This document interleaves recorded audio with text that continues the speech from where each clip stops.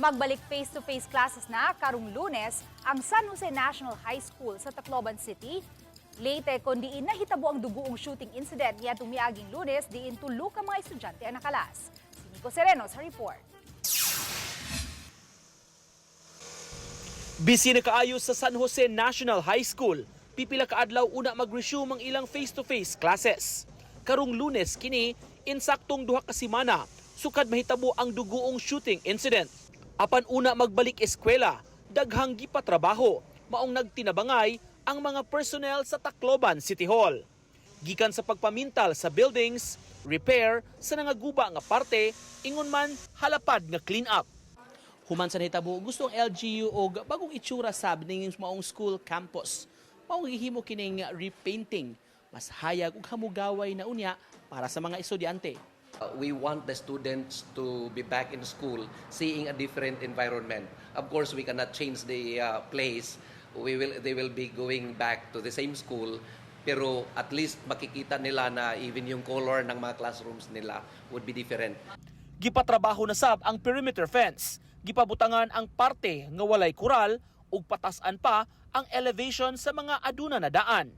Matud sa DepEd, dili gamiton ang duha ka mga classrooms kundiin may namatay nga estudyante. Karong Lunes usab, may giandam nga welcome program ang LGU.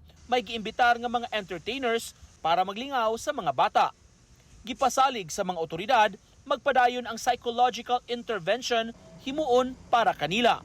We will continue providing this psychosocial support. We will never leave them. It matter yung how they respond. So always ganun ka-sensitive yung mga experts natin.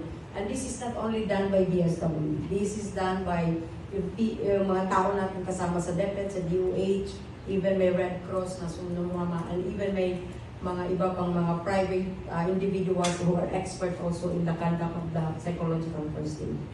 Ang parokya kundi nahisakop usab ang maong eskwelahan uban sa Archdiocese of Palo muabag usab. The help and the collaboration of the school officials, of course, to establish a campus ministry, stable instrument to provide moral formation and accompaniment to students, and then also for Catholics, catechism classes, and then of course in that school, like in many other schools, we have First Friday Masses. Since the causes of this tragedy are multifactorial, the roads that lead also to its solution are composed of many factors also. And the effort to go there is multi-sectorial, so many sectors. So we have all work together. Sa eskwelahan kaganiha, naabtan sab namo gi-orient sa taga-Dole kining mga hatagan og emergency employment.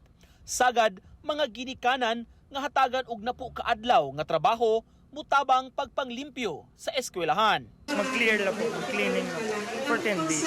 For 10 days. Sasagasanon silang po. And most of the beneficiaries po, mga parents and mga estudyante mismo po. Usa kanila nga makatrabaho si Alia Sharon nga nakuyawan man sa nahitabo apan kampante na usab sa nakita niya sa eskwelahan karon. Kay sa dilipat pa daw siya, din nga alam ba, may mangyari din sa ibang eskwelahan. Buti dito, safety na kami. May na yung pulis nagbabantay daw dito. So, tapos yung mga bako doon sa likod, maganda na.